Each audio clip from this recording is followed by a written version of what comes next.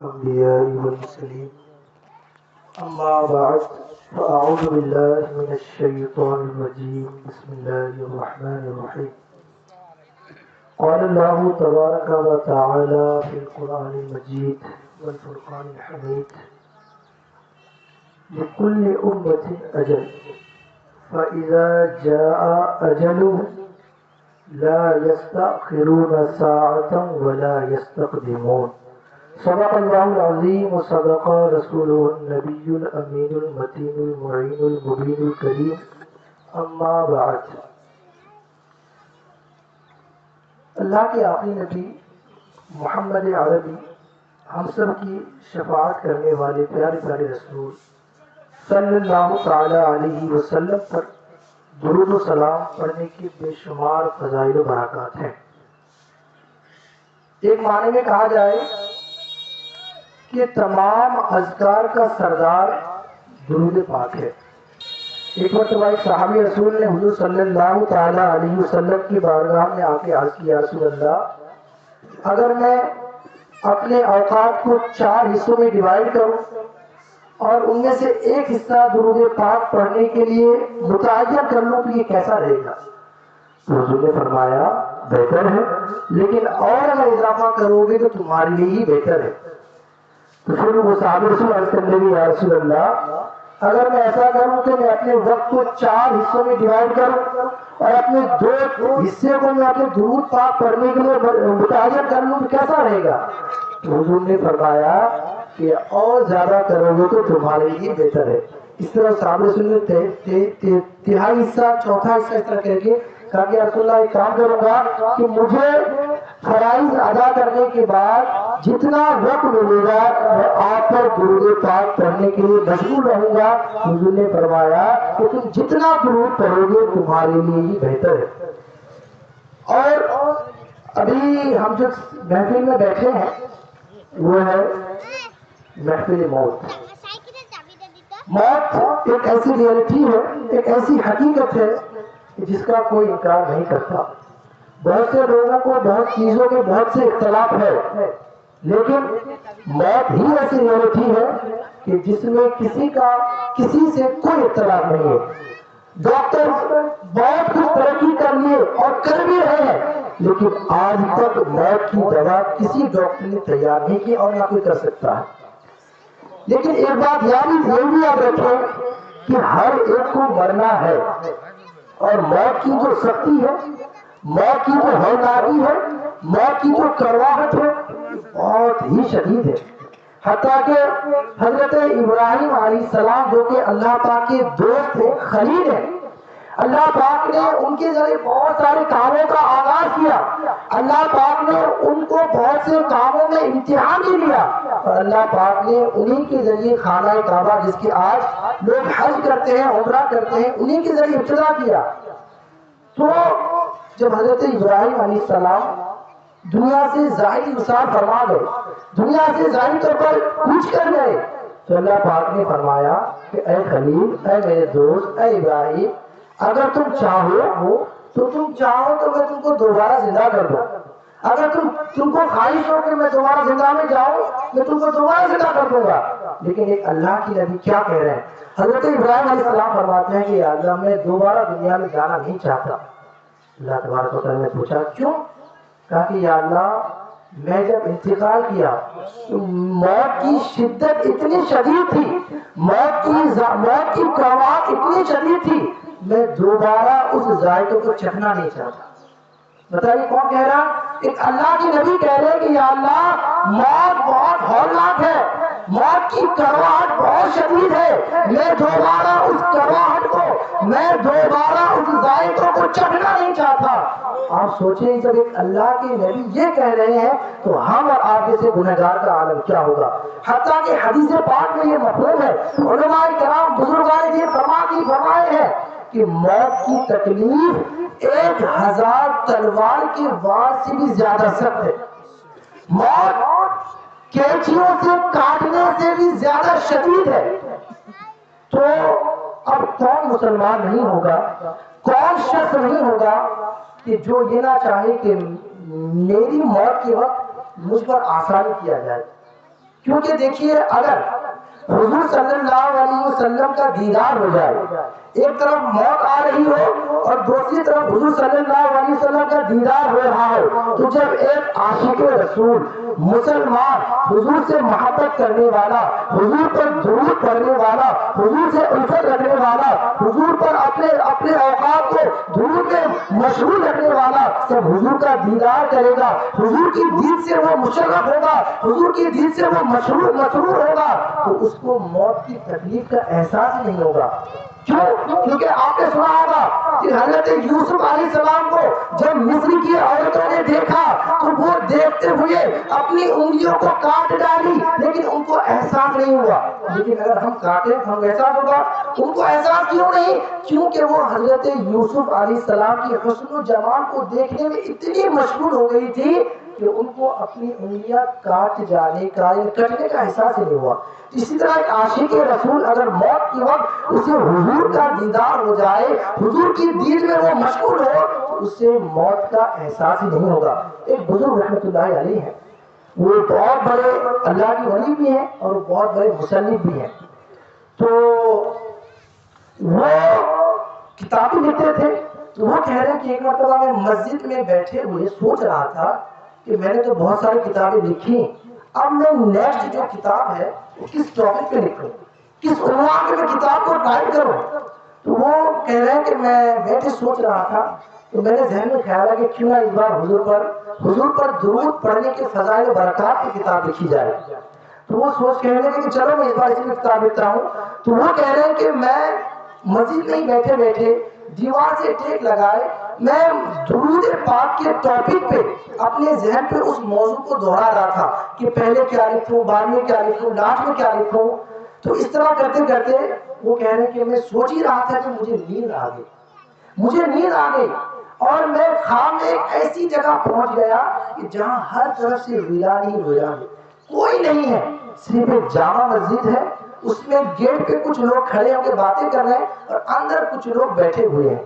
تو میں دیکھا کہ چاروں طرف کوئی نہیں ہے، تو میں بھی مسجد کے اندر گیا، گیٹ پہ کچھ لوگ کھڑے تھے اور باہر کچھ لوگ بیٹھے ہوئے تھے۔ تو جیسے ہی میں گیٹ میں انٹر کیا تو میں نے ایک بہت ہی حسین و جمیل خوبصورت نوجوان کو دیکھا۔ تو میرا شوق ہوا، مجھے خواہش ہوئی کہ میں اس سے باتیں کروں، میں اس سے ملاقات کروں۔ تو جب میں اس جوان سے، اس خوبصورت حسین و جمیل شخص سے ملاقات کرنے گیا تو میں پوچھا کہ اے حسین، اے جمیل، آپ کا نام کیا ہے؟ تو وہ کہنے لگے کہ میرا نام روما ہے، ان کا نام روما تھا۔ تو کہا کہ آپ کیا کرتے ہیں اور آپ یہاں پر کہاں سے ہیں؟ تو کہا کہ میں اللہ کا فرشتہ ہوں۔ جب اس اللہ کے فرشتے روما علیہ السلام نے یہ بات کہا کہ میں اللہ کا فرشتہ ہوں، کہ وہ جو نیک شخص تھے، اللہ کے ولی تھے، کاتب تھے، وہ سوچنے میں پڑ گئے اور پوچھا ہے اللہ کے فرشتے انسان کے اندر کیا کر رہے ہیں؟ کیونکہ اللہ کے فرشتے کو دیکھ نہیں سکتے، تو آپ انسانوں میں آ کے کیا کر رہے ہیں؟ تو کہا کہ اے شخص، تم سمجھے نہیں تم میری بات، یہاں پہ کوئی بھی انسان نہیں ہے، اس مسجد میں اور مسجد کے باہر جتنے بھی لوگ بیٹھے ہوئے ہیں یہ کوئی بھی انسان نہیں، سب کے سب فرشتے ہیں، اللہ کے مقرب فرشتے ہیں۔ تو وہ جو نیک شخص تھے ان کو بہت خوشی ہوئی کہ چلے آج سامنے مجھے فرشتوں کا دیدار ہو گیا، فرشتوں کی دید سے میں مسرور ہو گیا۔ تو وہ کہنے لگے کہ کیا یہاں پہ حضرت جبرائیل علیہ السلام، حضرت میکائیل علیہ السلام، حضرت اسرافیل علیہ السلام اور حضرت عزرائیل علیہ السلام سارے فرشتے ہیں؟ تو وہ جو نیک اور خوبصورت جو جوان تھا کہ ہاں سارے فرشتے یہیں پہ ہیں۔ تو وہ کہہ رہے کہ میں نے سارے فرشتوں سے مصافحہ کیا، سب سے سلام و کلام کی، اور آخر میں نے ایک فرشتے پوچھا کہ بتائیے یہاں پہ حضرت عزرائیل علیہ السلام کون ہے؟ یعنی جو روح کو قبض کرتے ہیں، کہ جن کی ڈیوٹی یہ انسانوں کی روح قبض کرنا، لوگوں کی روح قبض کرنا، یہ کون ہے؟ حضرت عزرائیل علیہ السلام۔ تو کہا کہ وہ دیکھیے فلاں ہم بیٹھے ہوئے، وہی حضرت ملک الموت عزرائیل علیہ السلام۔ تو میں جیسے ہی آگے بڑھا تو وہ حضرت عزرائیل علیہ السلام خود میرے طرف آئے اور مجھ سے سلام و مصافحہ کیا۔ تو میں نے کہا اے ملک الموت، اے عزرائیل علیہ السلام، آپ تو روح قبض کریں گے، سب کی روح آپ ہی قبض کرتے ہیں، میری بھی روح آپ ہی قبض کریں گے، آپ سے مجھے ایک عرض ہے۔ تو حضرت ملک الموت نے کہی ارشاد کیجیے۔ تو کہا کہ ایک عرض یہ کہ جب میری آپ روح قبض کیجیے گا، جب مجھے موت آپ لاحق کیجیے گا، جب میری روح آپ میرے جسم سے نکالیے گا، صرف اتنا کلام کر دیجیے گا کہ مجھ پر موت کی جو تکلیف ہے، موت کی جو شدت ہے، اس کو آسان کر دیجیے گا، مجھ پہ تھوڑا آسان فرمائیے گا۔ تو پتا ہے حضرت علیہ السلام کیا فرمایا کہ میں ضرور تم پر آسان کروں گا، اس کے لیے تم کو ایک کام کرنا پڑے گا۔ تو کہے کون سا کام؟ کیا بتائیے، کرنے کے لیے تیار ہوں میں۔ تو وہ نیک شخص کہنے لگے کہ حضرت علیہ السلام نے مجھے فرمایا کہ تم اپنے اوقات کو حضور صلی اللہ تعالیٰ علیہ وسلم پر درود و پاک پڑھنے میں مشغول رکھا کرو، انشاءاللہ مرتے وقت حضور صلی اللہ علیہ وسلم کا دیدار تمہیں ملے گا اور تم حضور کے دیدار میں مسرور ہو جاؤ گے، حضور کے دیدار میں مشغول ہو جاؤ گے، اور میں تمہاری روح قبض کروں گا اور تمہیں احساس بھی نہیں ہوگا کہ تمہاری روح نکالی گئی ہے۔ بھائی مرنا آپ کو بھی ہے، مجھے بھی ہے۔ اگر ہم چاہتے ہیں کہ ہمارے مرنے کے وقت ہماری روح جب نکالی جائے اور حضرت عیسیٰ علیہ السلام جب ہماری روح نکالے اور ہم پہ آسانی ہو، ہمیں موت کی تکلیف کم ہو، اس کے ایک بہت آسان اور بغیر خرچے کے ایک عمل ہے کہ اپنے وقت کو نماز، روزے، دیگر کاموں کے ساتھ درود پاک میں مشغول رکھنا ہے۔ انشاءاللہ سب مل کے رکھیں گے۔ آئیے اسی بات پر ہمارے میرے ماما مرحوم کو عیسائی ثواب کے لیے 5 مرتبہ دوسرے پڑھنے پڑی مل کے صلی اللہ علی محمد صلی اللہ علیہ وسلم صلی اللہ علی محمد صلی اللہ علیہ وسلم صلی اللہ علی محمد صلی اللہ علیہ وسلم۔ میرے آقا فرماتے ہیں من صلی علیہ صلاۃ واحدہ صلی اللہ علیہ 10 صلوات وحدت عنہ 10 خطیئات ورفعت له 10 درجات۔ اے لوگوں سنو، جو مجھ پر ایک مرتبہ درود پاک پڑھے، اللہ پاک اس پر 10 رحمتیں نازل فرماتا ہے، اس کے 10 گناہوں کو مٹا دیتا ہے، اس کے نامہ اعمال میں 10 نیکیوں میں اضافہ فرماتا ہے اور اس کے لیے 10 درجات کو بلند فرماتا ہے۔ تو اتنی ساری جو فضیلتیں ہیں، ان سب کو ہم اپنے ماما مرحوم کی بارگاہ مثال کرتے ہیں۔ اسے سب مل کے پڑھیے صلی اللہ علی محمد صلی اللہ علیہ وسلم صلی اللہ علی محمد صلی اللہ علیہ وسلم صلی اللہ علی محمد صلی اللہ علیہ وسلم صلی اللہ علی محمد صلی اللہ علیہ وسلم صلی اللہ علی محمد صلی اللہ علیہ وسلم۔ اور صرف 5 منٹ میں نے آیت کریمہ تلاوت کی۔ اللہ عز و جل ایک ریالٹی کو بیان کرتے ہوئے ارشاد فرماتا ہے لِكُلِّ أُمَّةٍ أَجَلٌ، کہ ہر قوم کے لیے، ہر گروہ کے لیے موت کا وقت مقرر ہے۔ ہر گروہ کے لیے موت اس کے پیدا ہونے سے پہلے لکھی جا چکی ہے۔ اب کیا ہوگا؟ فَإِذَا جَاءَ أَجَلُهُمْ، تو جب ان کے مرنے کا وقت آ جائے، جب اس کی موت آ جائے، لَا يَسْتَأْخِرُونَ سَاعَةً وَلَا يَسْتَقْدِمُونَ، تو جب موت آ جائے گی تو وہ شخص نہ ایک آن کے لیے آگے جا سکتا ہے، نہ ایک آن پیچھے آ سکتا ہے۔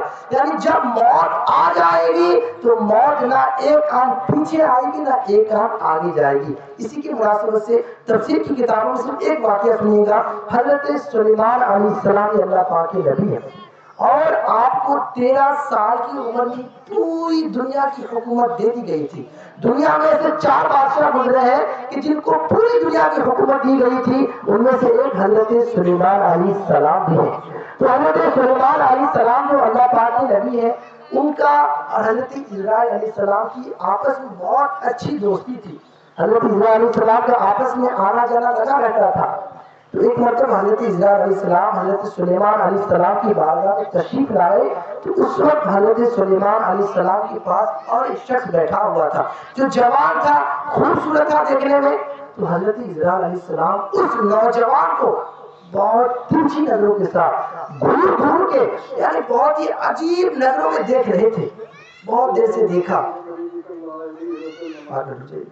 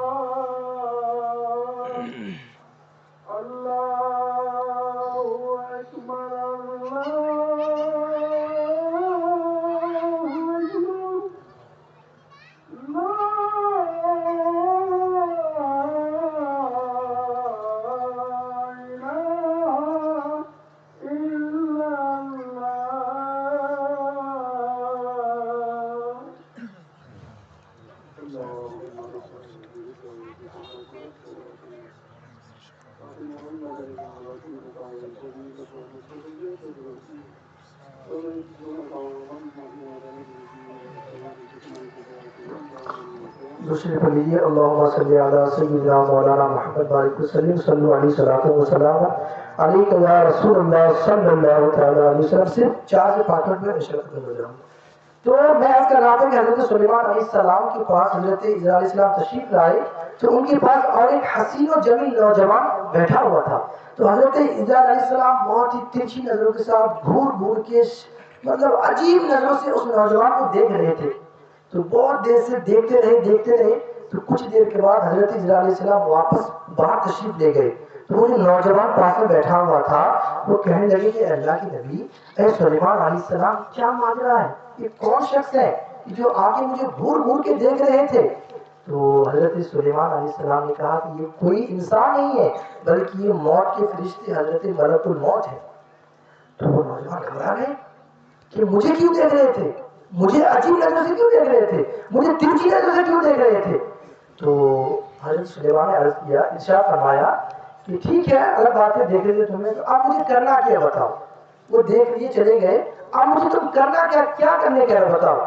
تو وہ نوجوان کہنے لگا اللہ کے نبی مجھے بہت ڈر لگ رہا ہے، مجھے بہت ڈر لگ رہا ہے، مجھے بہت ترچھی نظروں دیکھ رہے ہیں، میں ڈر رہا ہوں۔ یہ کام کیجیے، مجھے آپ کے بیت المقدس میں تو مجھے کام کیجیے، مجھے آپ ہندوستان بھیج دیجیے، انڈیا بھیج دیجیے۔ تو حضرت سلیمان علیہ السلام تھے ان کی حکومت صرف انسانوں پہ نہیں تھی بلکہ آپ جنات بھی حکم کیا کرتے تھے، آپ پانی پہ بھی حکومت کیا کرتے تھے، آپ ہوا میں بھی حکومت کیا کرتے تھے۔ یعنی اللہ پاک صرف آپ کی حکومت کو انسانوں تک محدود نہیں رکھا تھا بلکہ آپ کو پوری دنیا کی حکومت عطا کر دی تھی۔ تو حضرت سلیمان علیہ السلام نے ہوا کو حکم دیا اور ہوا نے فوراً اسی وقت اس شخص کو، اس بیت المقدس سے اٹھا کر ہندوستان میں پہنچا دیا. جیسے ہی وہ شخص ابھی ہوا اس کو ہندوستان میں رکھا ہی تھا، اسی وقت حضرت ملک الموت اس کے پاس آتے ہیں اور اسی وقت اس کی روح قبض کر لیتے ہیں. اللہ اکبر. پھر جب حضرت ملک الموت دوبارہ حضرت سلیمان علیہ السلام کے پاس جاتے ہیں تو حضرت سلیمان علیہ السلام نے پوچھا، اے اسرائیل، اے موت کے فرشتے، کیا ماجرا ہے؟ اس دن تم میرے پاس آئے تھے، میرے پاس وہ شخص بیٹھا ہوا تھا، تم بہت الگ نظروں سے دیکھ رہے تھے، بہت گھور گھور کر دیکھ رہے تھے، ماجرا کیا ہے؟ کیوں دیکھ رہے تھے؟ حضرت اسرائیل علیہ السلام عرض کرنے لگے، اے اللہ کے نبی، میں سوچ رہا تھا، میں اس فکر میں تھا کہ اللہ پاک نے مجھے حکم دیا ہے کہ ابھی کچھ ہی دیر میں تم اس شخص کی روح ہندوستان میں قبض کرو گے، اور میں دیکھ رہا تھا کہ یہ آپ کے پاس فلسطین میں بیت المقدس میں بیٹھا ہوا ہے، تو میں اسی سوچ و فکر میں ڈوبا ہوا تھا کہ یہ کیسے ممکن ہے ایک شخص جس کے متعلق حکم ہوا کہ اس کی روح ہندوستان سے نکالنی ہے اور وہ آپ کے پاس بیٹھا ہوا ہے. لیکن اللہ کی قدرت دیکھیے کہ اللہ پاک نے اس کے دل میں یہ بات ڈالی اور اس نے خود اپنی موت کو اپنے پاس بلایا اور آپ کو حکم دیا کہ اسے ہندوستان پہنچا دیا جائے. جو ہی وہ ہندوستان پہنچا میں وہیں جا کے اس کی روح قبض کر لی. اللہ اکبر. یاد رکھ، ہر آن آخر موت ہے، مان یا مت مان آخر موت ہے. بارہا علمی تجھے سمجھا گئے، بارہا علمی تجھے سمجھا گئے، مان یا مت مان آخر موت ہے. موت سے کس کو رستگاری ہے؟ موت سے کس کو رستگاری ہے؟ آج آپ کی تو کل میری باری ہے. وما علینا الا البلاغ. اللہ عز و جل دعائیں کہ اگر بیان کرنے میں کوئی خامی ہوئی تو اللہ نے معاف فرمائے. استغفر اللہ ربی من کل ذنب واتوب الیہ. لا الہ الا اللہ محمد رسول اللہ صلی اللہ علیہ وسلم. السلام علیکم ورحمۃ اللہ.